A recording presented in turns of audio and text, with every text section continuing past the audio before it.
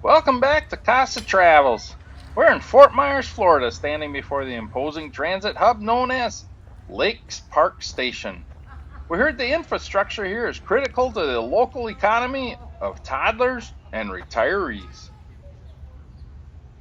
We approached the box office, cash in hand, ready to secure a passage on the 1 to 4 scale express, but alas, we were met with a logical nightmare of miniature proportions.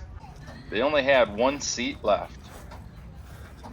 So faced with the choice of who gets to ride the tiny choo-choo, we're all out of straws, we did the noble thing.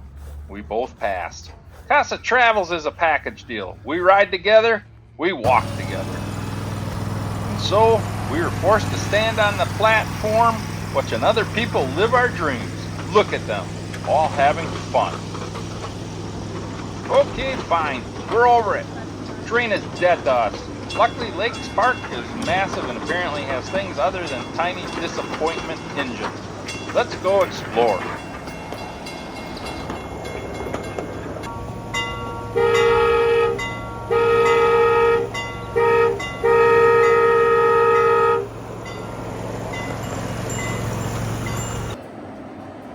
Denied a seat on the real-ish train, we retreated to the museum to become masters of our own tiny universe. Here, the level of detail is bordering on beautiful obsession. It's a 1 to 87 scale world.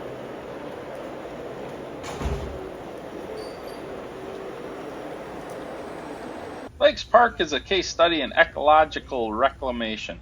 In the 1960s, this was a jagged limestone rock quarry. Today, those excavations have become 158 acres of freshwater habitat.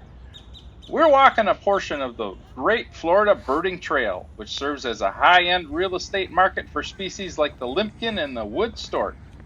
It's proof if you leave a hole in the ground long enough in Florida, nature will eventually turn it into a 5-star resort for herons. While it's often mistaken for a duck, the Common Gallinule is actually a member of the rail family and a specialist in structural engineering. Look closely at those oversized neon yellow feet. They aren't webbed. Instead, they have exceptionally long, slender toes designed to distribute weight across floating lilies. If you visit on Wednesday, the park transformed into one of Lee County's largest commerce hubs. Since starting with just 20 vendors in 2010, the market has expanded to over 50 local producers. On the culinary side, the variety is staggering. You'll find everything from Dynasty Paella, cooked in massive traditional pans, to Gina's tamales, which have gained a cult following. We stopped at Three Little Birds for the ranchero breakfast.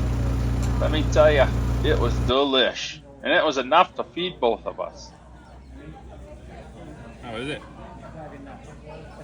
It's good. Between the artesian sourdoughs, a major trend this season, and the fresh catch seafood from the fisherman's daughter, enough of me yapping. Let me just put on a nice easy tune, and I'll let you look at the vendors here.